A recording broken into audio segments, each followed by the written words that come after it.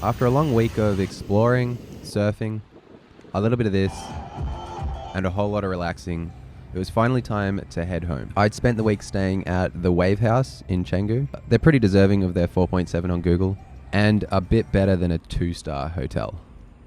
I decided to fly back via Jakarta. You'll learn about that in the next video, but this meant that I had to get from Bali to Jakarta. I just booked the cheapest Lion Air flight that got cancelled twice.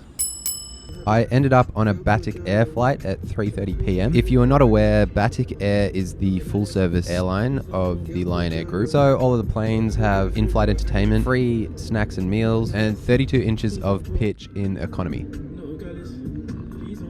Why am I going to the international terminal here? Well, I split a taxi with one of my new surf camp friends. His flight was about an hour before mine and he was flying internationally, so I just went to the international terminal with him and then I just made the short walk over to the domestic terminal. This is not a super well signposted walk. I got a bit lost here. I didn't see anybody else make this journey. I'm not sure if I went a weird way and there's actually like a more official way of doing it, or I guess not many people actually make this commute between the two terminals anyway. Just before the actual domestic terminal, there's this big indoor-outdoor shopping mall restaurant section that's really nice. I stopped in quickly just for some breakfast here because I had a couple of hours to burn before my flight.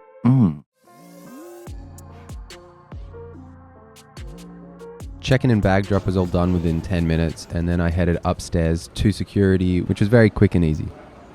This terminal was much nicer than what I was expecting it to be. They've got a good mix of shops and restaurants. It's also got some great views out to all the planes and the runway. Just near gate 6, there's this big stairway up to a smoking area. There are some other smoking areas throughout the terminal, but these are just like little indoor-outdoor rooms. So yeah, this looked a bit different. I don't smoke, but I had to go up there and explore. So I walked on up there. It opens up to this like big terrace with a couple of cafe food outlet places and a whole bunch of seating. This is more than just a smoking area. I think everyone needs to check this out if you come to the domestic terminal at Bali.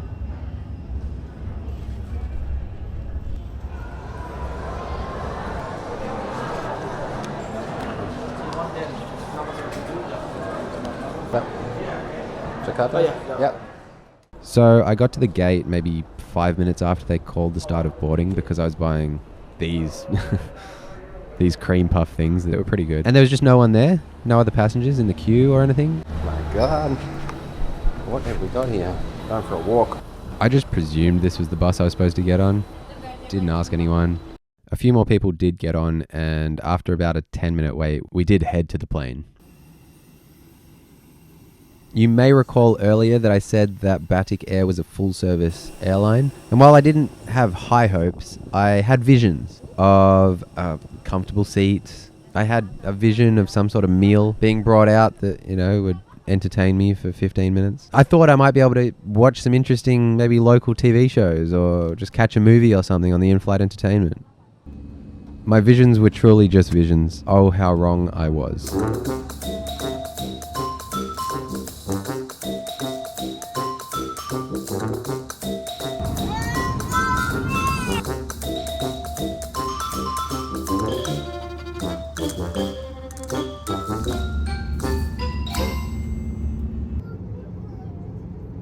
Overall, this flight was fine. I probably had some expectations, and so I was probably left a little bit disappointed. But if you come into it with no expectations, it's more than fine. The legroom is good. The seats are comfortable enough.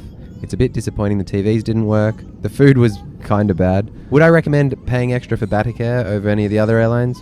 No. But yeah, it got me there on time. So what more can I ask for, really, at the end of the day?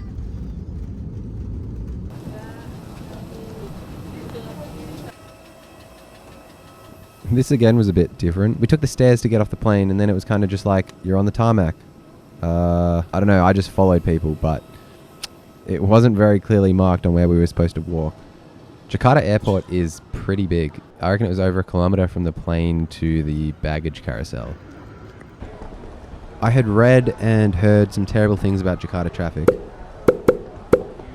The guy on my flight to Bali told me that it can take up to 3 or 4 hours to get from the airport to the city. So I decided to catch the train.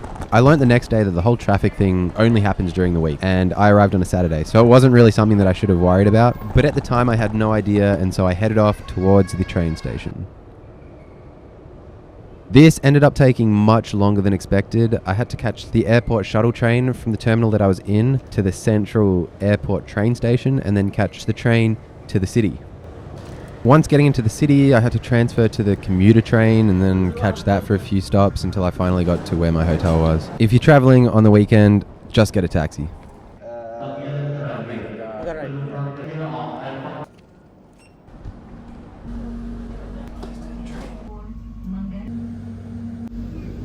That was my quick and disappointing, that's what she said, domestic hop from Bali to Jakarta. Check out flightformula.com. I got some cool stuff there. Subscribe if you made it this far, and I'll see you in the next one.